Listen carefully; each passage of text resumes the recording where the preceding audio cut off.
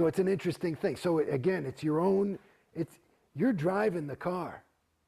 It's just that you don't realize that the car, as a Scientologist, because you're in the trap, it's got a pre-rigged route. It's called the bridge. And so you feel like this is this easy life. I just got to sit here and the car basically drives itself. All I got to do is show up at the church and I'll be happy. And there you are. And you're on the bridge to total freedom.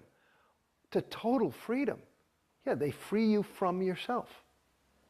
That's one of the brutally ironic things about Scientology when they have a slogan called "Think for Yourself." Yeah. And you find yourself thinking exactly what Scientology wants you to think, it seems. No, but you're doing it yourself. That's why it's pretty good. I mean, it's really insidious. It's quite, it's so bold and bald-faced that, you know, you just would never suspect it. You know? It's another, reminds me, you remember those, I used to smoke cigarettes. And so I was smoking cigarettes and I wanted to quit and I couldn't quit and I'm smoking. And then these new cigarettes came out from American Spirits. And I say, and they're supposed to be all natural, right? And the fucking thing on it, it said addictive free. And I said, bullshit. So I start smoking and I'm down to like 2 cigarettes a day. And I'm like fucking disseminating the shit out of these things. They're the best cigarettes in the world. And I'm telling everybody, these are addictive free. I'm hardly smoking at all. I say, look, it's addictive free. It says, that's not, it says additive free. I went right back to a pack a day. So it's the same kind of, you know what I'm saying?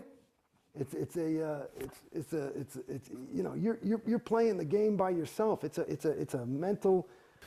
Well, I don't think it's fair to say by yourself, because it seems like this entire structure of Scientology has been built to funnel you onto the bridge and keep you on the bridge. Yes, yes, and those people that I suspect, again, I'm not an expert, and this is some of the things. This is one of the things that I can't fully confront yet.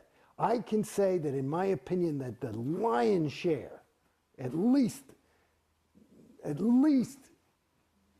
Well over 99% of your Sea Org people are the truest of the true believers, okay?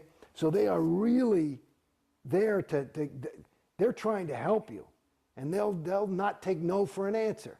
It's like, you know, your son wants to touch the stove, and, you know, you're willing to physically stop him, even though he's sure that he wants to see that beautiful blue thing that's dancing there and touch it, right? And maybe even put his hair in it or something, you know what I mean?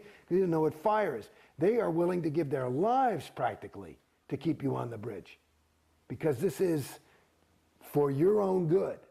So, but they are doing it. That's just one individual, and that individual is doing his job. There's not a lot of them that need to be told to get up in the morning. They're on autopilot too, but the whole group is, it becomes, you know, this living, breathing thing. And the thing that I haven't quite confronted is, I can't quite see what the fuck anybody gets out of it. Like, you know, is COB, does he want $300 million? Is that what it is? Does he want $1 billion? And COB is David Miscavige. I mean, is that it? Is it just his power hard on? Is, you know, or is it just insanity? You know, I mean, I wonder, is LRH, was he just crazy? You know, there are people, maybe he was an SP, you know, whatever. But I don't know. I mean, the jury's out for me. I haven't, like I said, I can't confirm. I don't see what the fucking, like, if I wanted money, I know for me, if I wanted $1 billion or something like that, I couldn't do that. That wouldn't be a way for me to, you see what I'm saying? I couldn't do it. I'd probably kill myself. You know what I mean? I just couldn't live with myself like that. I certainly couldn't look my son in the eye. You know what I mean? But that's me. And maybe that's me, PTS. Maybe I'm fucked up. Maybe that's my conscience, whatever the fuck that is.